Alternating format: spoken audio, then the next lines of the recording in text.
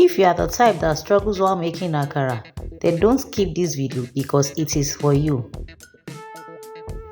Hello there, welcome back to my channel.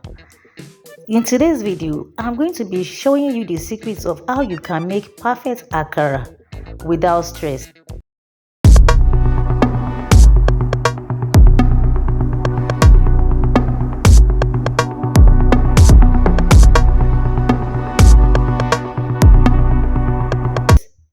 Now let's go into the details of the video. To make this recipe, of course, we are going to be needing beans, which is the star ingredient of our recipe. So all you have to do is transfer your beans into a food processor, add some water, then play it for like 2 to 3 minutes. Then after 2 to 3 minutes, you see that the skin of the beans has come off a little bit. Then all you have to do is just use your hand to peel it off. I'm sure you don't want to go through the stress of all those holding this method of peeling akara. It's quite stressful for a lot of us because it takes time and effort. But with this, you are good to go. In less than 15 to 20 minutes, you'll be able to peel off your beans neatly and nice.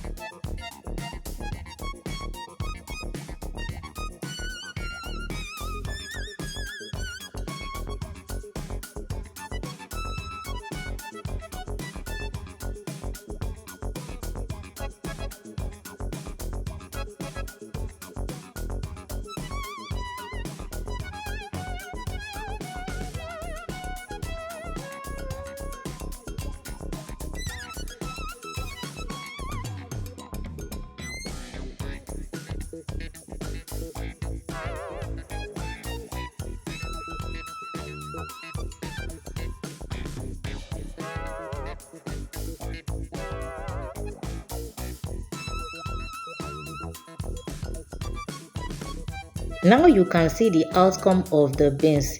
You see that it took less time and it's clean and nice. Now you begin to add your other ingredients. So here I added some onions, I added some red bell peppers and a scotch bonnet.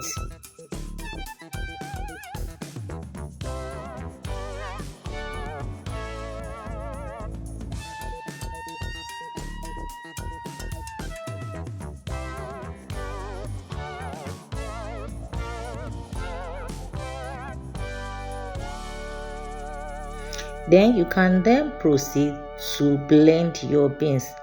The secret to akara making is not adding too much water while blending your beans, because when your beans is too running, then it will make your akara to be firm. It will make it to be too soft and it will scatter in the oil. So that is the secret to making a very fluffy and nice akara. You add your water in bits until you see that everything has blended smoothly. Emphasis on smoothly. If it is not smoothly blended, then the outcome will not be so okay. So ensure that you blend it smoothly.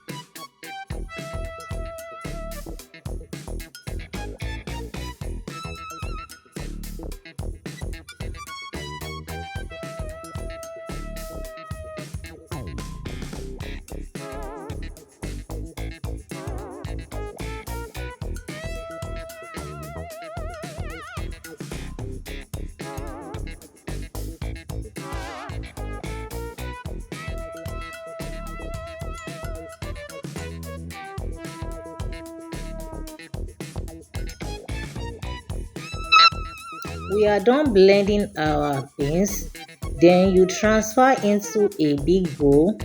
Scoop out all the excesses from the blender because you don't want anything to go to waste.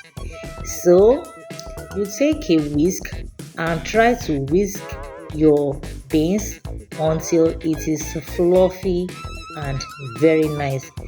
Make it so fluffy that you will love the outcome of your akara.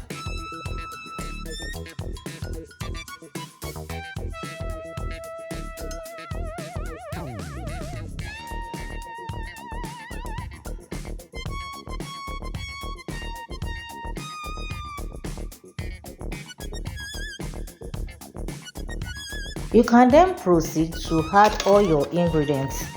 You add some salt. Here I added some salt, I added some seasoning cube and some crayfish for extra flavor. I proceeded to whisk it again so that all the ingredients that I added into it will be well incorporated into the batter. Then I went ahead to heat my oil. To fry your akara, you can use any oil of your choice. So there's no rule to the kind of oil you can use. You can decide to use sunflower oil, you can decide to use olive oil, you can decide to use any oil that is available to you. You can even use palm oil. Some people love akara with palm oil, but for me, I prefer using normal sunflower oil. So I dropped some onions into my oil for extra aroma because I want it to have that extra flavor and aroma. So once the oil is hot enough, then you begin to scoop your batter into the hot oil. Then when you want to turn it, you can use a stick, you can use a pin, fork or anything just to turn it around. See the outcome. You see how firm and nicely it's looking.